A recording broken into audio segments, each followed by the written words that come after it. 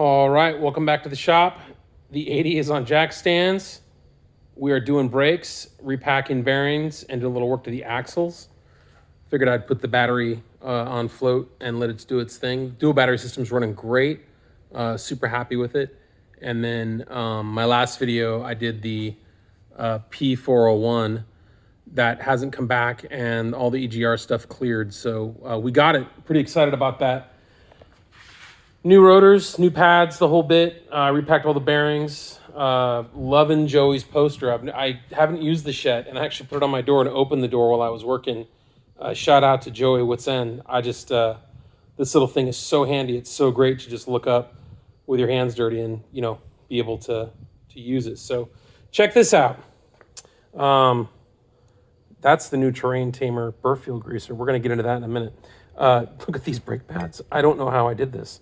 It's not like me to not check. So I guess my question for you guys is, if you have an 80, what interval are you checking your brakes? What interval are you re-greasing or rebuilding your axles? I'm thinking every oil change, I should look at my brakes, and then every 30K, I should repack my bearings regardless, you know, because some of the use is hard. I've done the Rubicon, Slick Rock, Sourgrass, Buck Lake, Ellis Peak, bunch of trails. So real use for the 80. Check this out. So these wore down so far, they're paper thin, that they actually wore in and gouged the rotors. So I'm glad I got new rotors and put those together. Yeah, so I'm curious what intervals you guys run at. These are going to be great. I'm looking forward to that.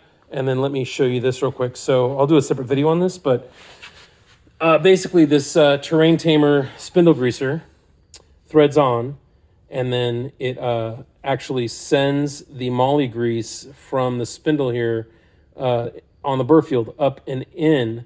So it actually greases the spindle bearings on the inside of the spindle, and it greases the actual burr field, you know, from the inside and out. So I'll do a separate video, but yeah, this thing is really neat. And shout out to Cruiser Brothers, Valley Hybrids. George had this in stock and he shipped it to me. Those guys are great too. They're great to work with. So yeah, if you're looking to grease up and fill up your birfs, this is a cool alternative, and I thought I'd guinea pig it, and it's pretty cool so far. I think it's pretty cool.